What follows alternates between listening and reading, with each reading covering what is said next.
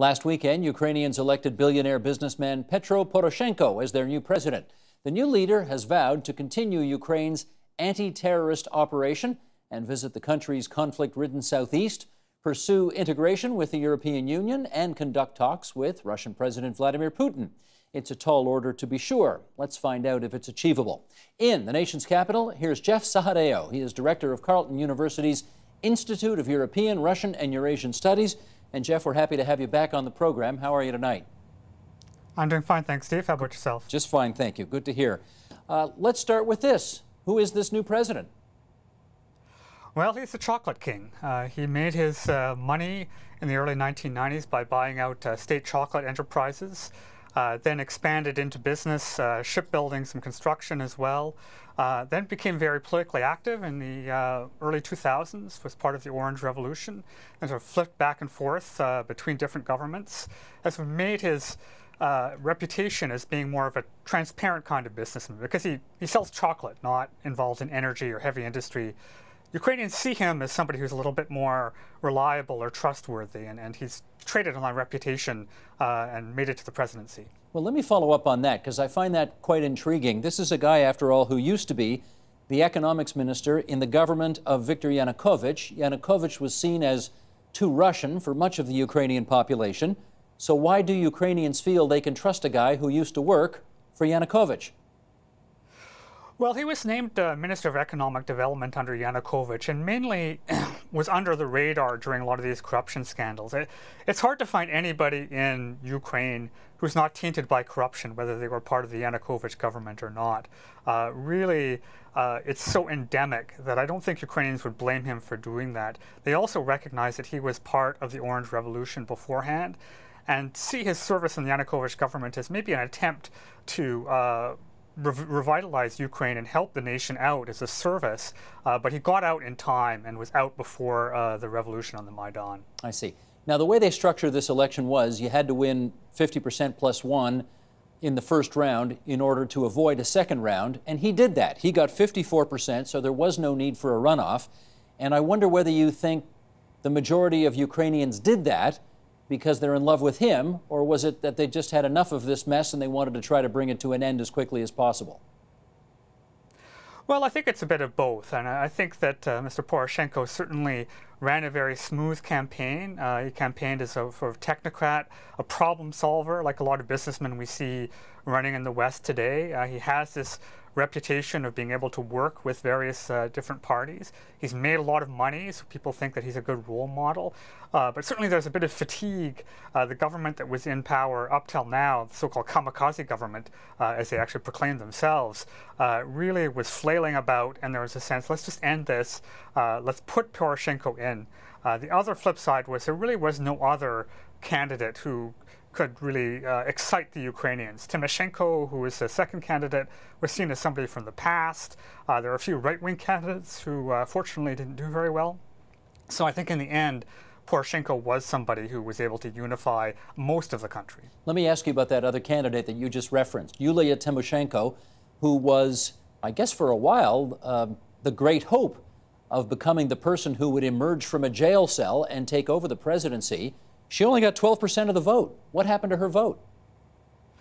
Well, I think most Ukrainians see her as yesterday's woman. A lot of them were quite upset with her actions on the Maidan, that she was trying to take a lot of the credit for the protests, but didn't really listen to the protesters and their demands. She's tied so much to the corruption that happened in the 1990s, even her relationship with Russia beforehand, and even though she was active in the Orange Revolution, people see that revolution as having failed, and they think that they need to move ahead, and that she's out of any fresh ideas, and taking her back would be like going back to a time that was pretty chaotic in Ukrainian history. In Ukraine, does being a successful billionaire business person equal being a successful politician? Well, we're going to find out, I think. This is really the first instance we've had of a politician who's really an entrepreneur and has managed to actually be successful so far in both.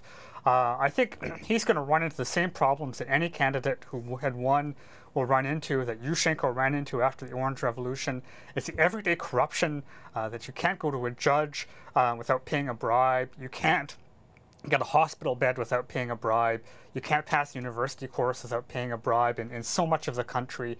And I think these problems are more than one person. They're societal. So he's going to have a huge task in front of him.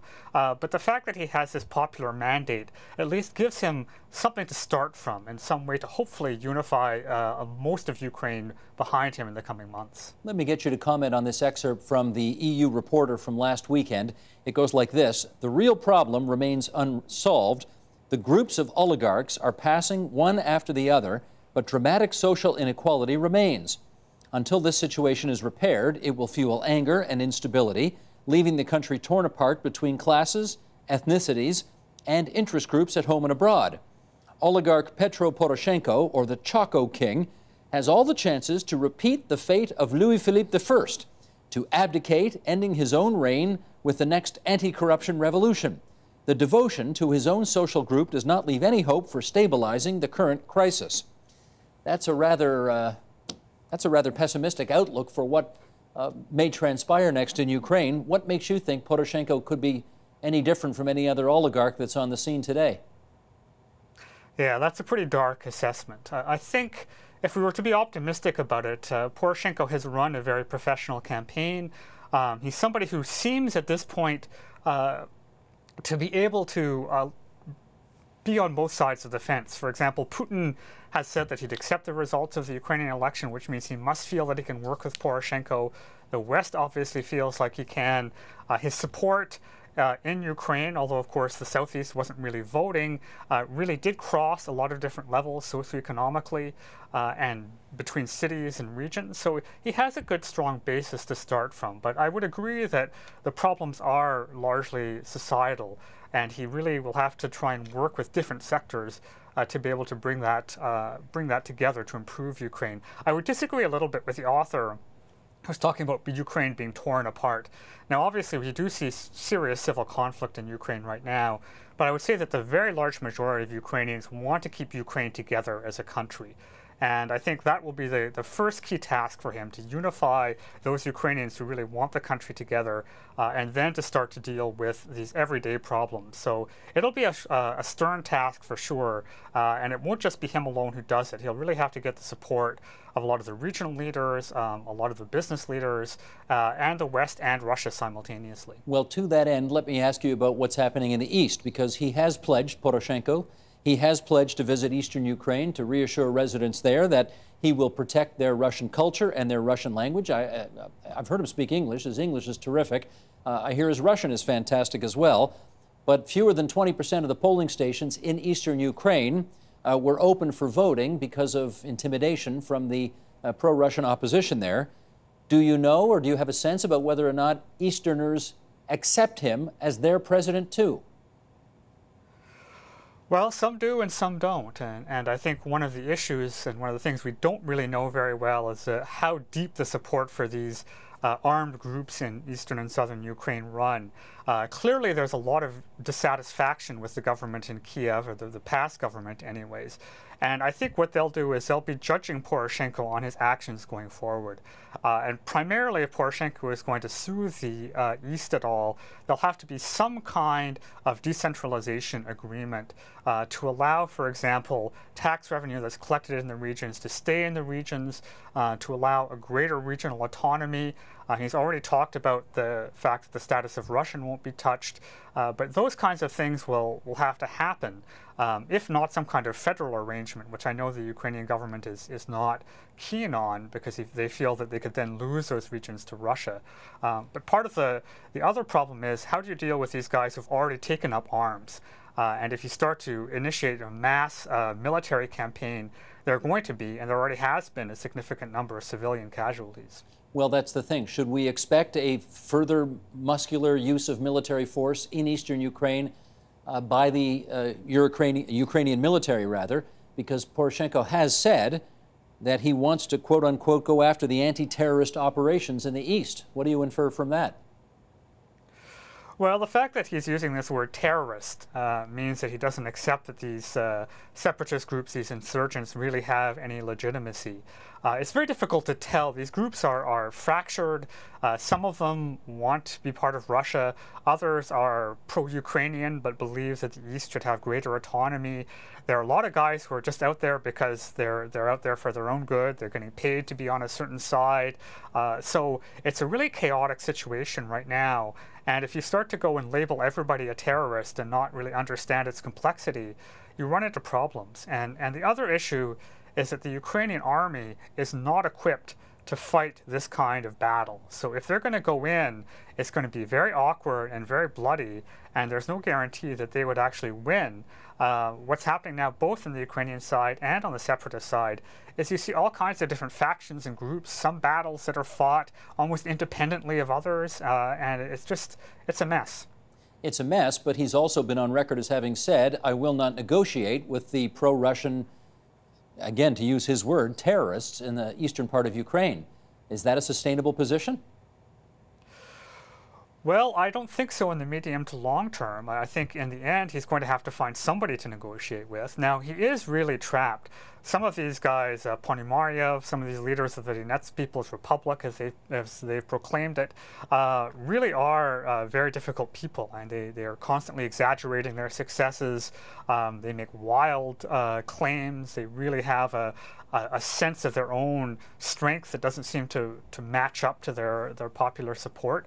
So it's not going to be easy. And I think in the end, there'll have to be some kind of rapprochement with the Russian side to get somebody, some interlocutors within the Russian government and on Putin's side to find people that can be talked to and that can be negotiated with. And how that's going to happen, it's really not clear.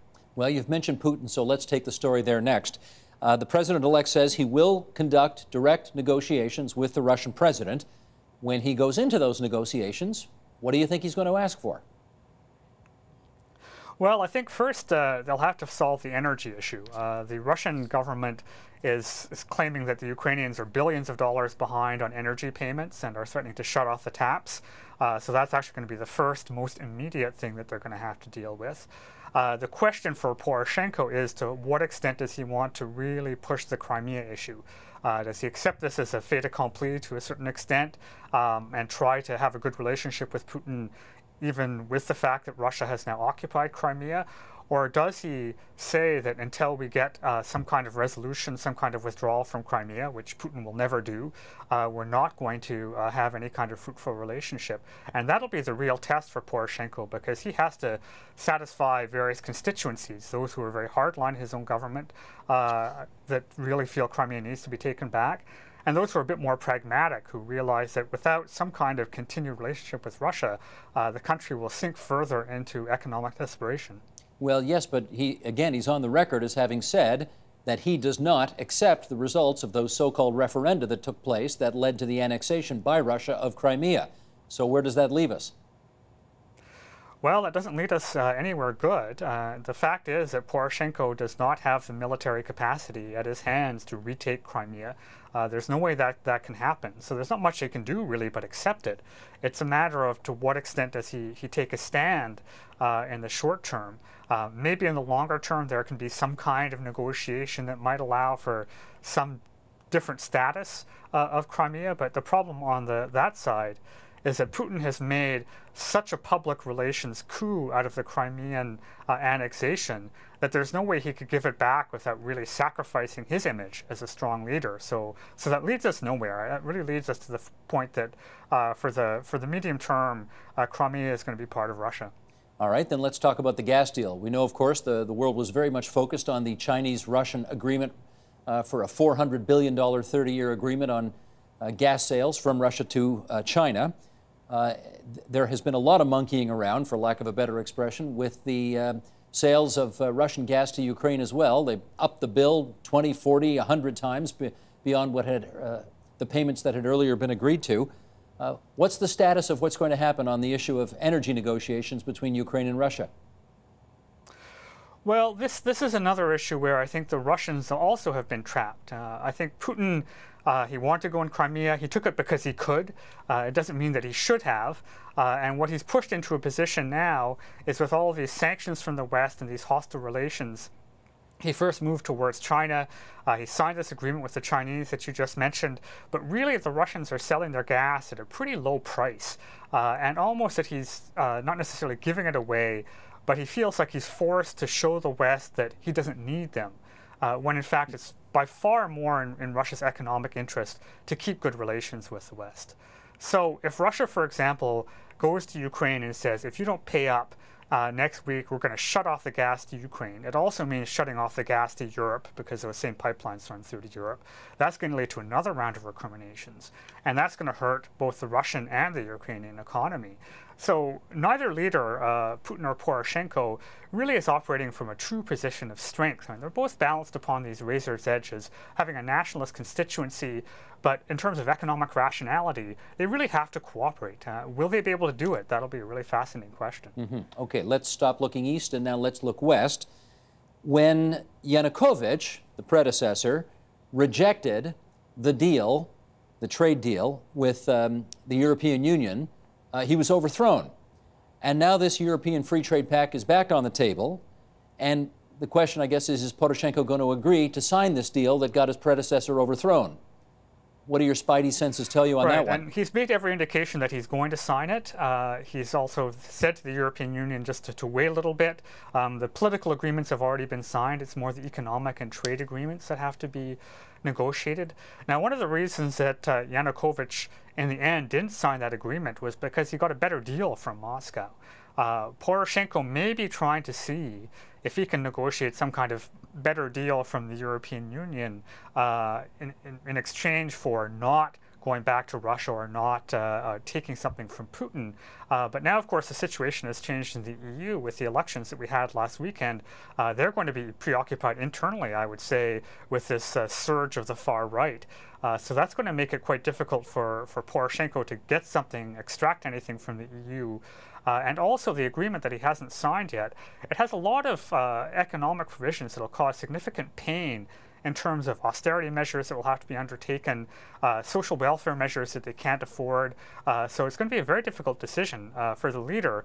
Although, having said that he's going to sign it, it's very hard for him to back out now. Well, there's a quote here from Mustafa Nayyem, who's the Ukrainian journalist and activist who co-founded the Euromaidan revolutionary movement, and he says Poroshenko doesn't have a choice. If he doesn't sign it, he'll face another Maidan, meaning tens of thousands of people in the streets protesting. So I guess what you're saying is he's going to sign it and try to live with the consequences? Yeah, I think that he'll sign it, but the question is, will it be implemented? I mean, this is a real challenge for him, is to try and understand how he's going to find the funding, where he's going to find it from the European Union, from the IMF, from the World Bank, to implement Western-style reforms and to get this economy, first of all, just out of its massive debt, and then to try and implement certain labor protections and these kinds of things that are very expensive. So how that will happen, it's not at all clear. And really the frustration, I think, for a lot of us who are Ukraine watchers is the inability of the West and the Russia to understand on both sides that this is a country that has can only profit when everybody's working together.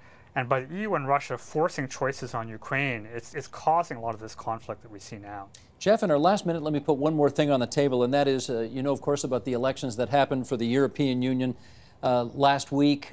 There were a lot of Eurosceptics, there were a lot of far right-wing candidates that were elected, many more so than had been in years past. Are there people in Ukraine who are now starting to ask themselves, is this really an organization that we want to do more business with as a result of those elections? I don't think the elections themselves yet necessarily have filtered down to the Ukrainian people, because they're obviously preoccupied with their own problems. But when you look at the results of that election, the fact that the far right did make such gains, and say if you look at the UK far right, but also the French far right, very strong anti-immigrant parties. And one of the reasons why the UK party has surged has been on an anti-Romanian and Bulgarian platform. These are countries that just recently joined the EU, and a large number of migrants from those countries have come into the United Kingdom. So certainly they are going to be extremely hesitant these far-right parties and are going to make a lot of noise if there's some kind of deal that the European Union strikes with Ukraine that allows for labor mobility, for example. So it really squeezes the EU and then squeezes the Ukrainian government into what they can actually accomplish from a partnership. Whereas, of course, labor mobility is actually much easier between Ukraine and Russia. So, Poroshenko started with a very bad hand, and the hand's just gotten worse with these elections this weekend. That's Jeff Sahadeo from Carleton University. It's always good of you to spend so much time with us on TVO, Jeff. Thanks so much. Thank you very much. Support Ontario's public television. Donate at tvo.org.